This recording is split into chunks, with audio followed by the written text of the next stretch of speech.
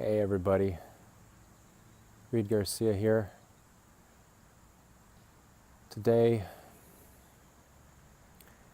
let's talk about conclusions.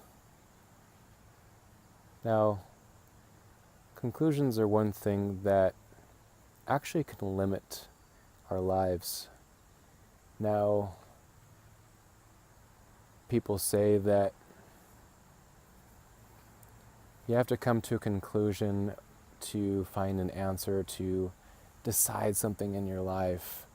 And I want to just put something else, in your awareness for whatever it means to you. So let's just talk about money and conclusions. So if you conclude that money is only going to show up in certain revenue streams, right? Let's say that you grew up with parents that they had to work really hard for money and they had to have a 9-to-5 job in order to receive money. And that was like their only way, one of maybe only ways of receiving money. So if you bought that point of view, that that was like the only way that you could receive money, and the rest of everything else, the other ways that you could receive money, you had a conclusion that there was no other way that you could receive money.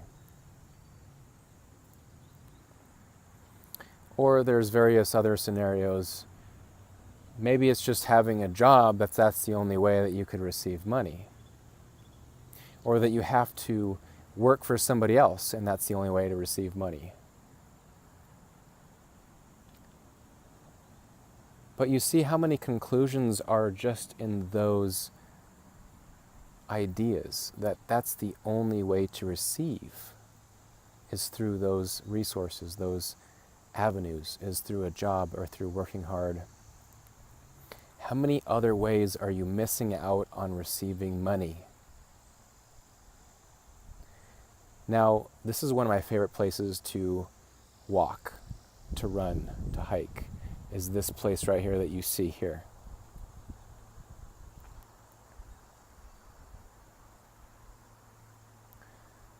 How many conclusions are you coming to that you couldn't just receive money while you're on a walking trail? I mean, how many ways could money show up, literally, on a walking trail? You could find money in the ground over here. Money could be literally laying on the ground. Somebody can just come up and hand you money. So if you've concluded that nobody can just hand you money and that you have to do something for it, those are conclusions that stop the flow of money. What if money just came from the sky? How many conclusions are you using that money couldn't come from the sky? See, there's all these points of view that can get in the way of us receiving.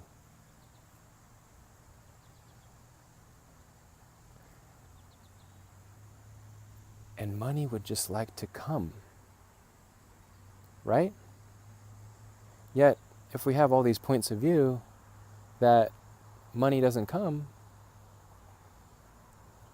because it has to show up a certain way, well then there you go.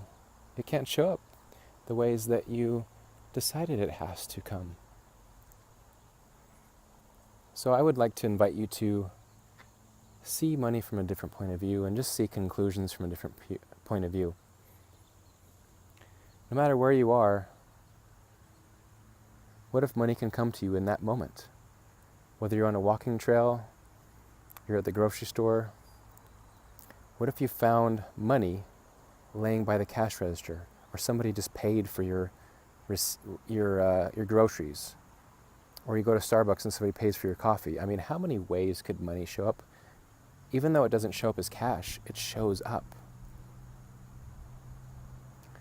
What if somebody just gifts you things, food, or a place to live, or whatever it is? It's like that's still the creation of money. So also with that being said is, I invite you to acknowledge the places that money is showing up. And being aware where you are concluding where money isn't showing up. Or just anywhere that you're concluding any of that. And then you use the Access clearing statement. This is the Access tools that I use. It's called Right and Wrong, Good and Bad, POC and POD, All Nine Shorts, Boys and Beyonds. And if you want to learn more, go to theclearingstatement.com. I'm not going to explain it in this video. That'll clear your points of view, your conclusions that you've made about where to receive money, or just conclusions about anything that you've decided in your life. So, and you really have to want to change it. Doing the clearing statement isn't just an automatic way to choose things, a way to clear energy. You actually have to choose it too. So, I wonder how many other ways that money could show up. And that's the other thing too that I just became aware of, is I've used questions as conclusions. So in Access Consciousness, by using the tools, we use questions to empower us and not supposed to come to conclusions or decisions about anything. So I've become aware where I use questions as conclusions. So I just want to put that out there. Are you using a question to conclude something? Or are you actually using a question to open up the doorway to possibilities? All right, guys, thanks for watching, and I look forward to seeing you sometime soon. Bye now.